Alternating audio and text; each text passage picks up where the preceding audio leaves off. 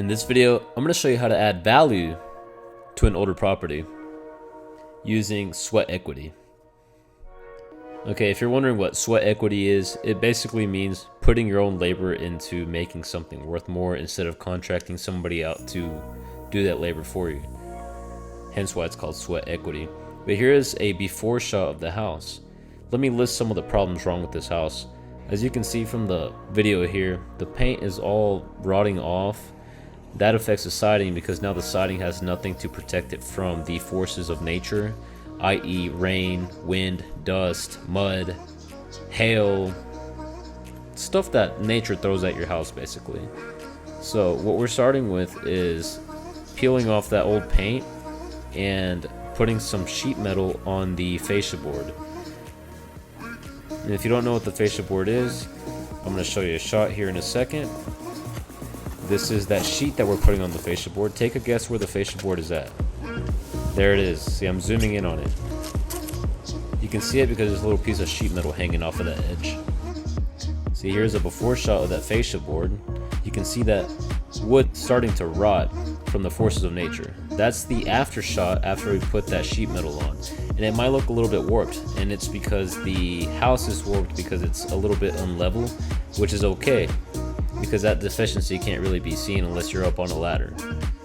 So here I am working on taking off some of the old paint. Decided to bring the power washer because scraping it with the hand scraper wasn't doing it. And I went ahead and power washed the entire house. After you power wash something like this, you want to let it sit there for at least 2 to 3 days, maybe even a whole week, drying so that all the moisture comes out of it. Because if you leave moisture trapped inside of that wood, chances are it's going to make your new paint come off just like the old paint did. And I'll tell you why that old paint came off. One, it was interior paint that one of our tenants used to paint the house, so they didn't do it right. But yeah, once I got all that paint scraped off, I went ahead and started caulking it. Anyways, back to the list. The tenants used interior paint and they didn't let it dry up after they power washed it. Back to this part. We're painting it with brushes because we wanted to really penetrate every little bitty crevice that was on it. And I know that could have been achieved with the spray gun, but honestly I don't really have a valid reason why we used a paintbrush. I honestly thought we would put more of a thicker layer on there, but honestly a paint sprayer would have done the same thing. Just go over it with 2 different layers. This is actually primer, so we did end up going over it again with brushes. Wasn't fun. This took me like a week to do. Here I am finishing up the other side. We made sure to caulk every single little crevice before this. Shout out to my brother for helping me out on this.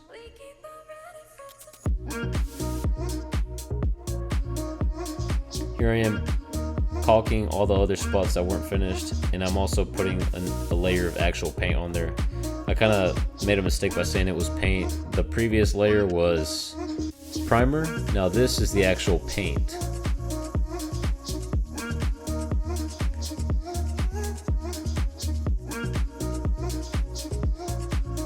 Other things you could do to improve the value of your house include replacing the old windows, replacing the skirt around the base of the house, leveling the house, putting new floors in the house, tiling the bathroom in the house, putting new cabinets in the house, getting rid of carpet in the house, cutting down any unwanted trees around the house, replacing the roof on the house, replacing doors on the house, pretty much changing everything new. But the main things people look at are paint, siding, windows, doors, and floor, and kitchen cabinets.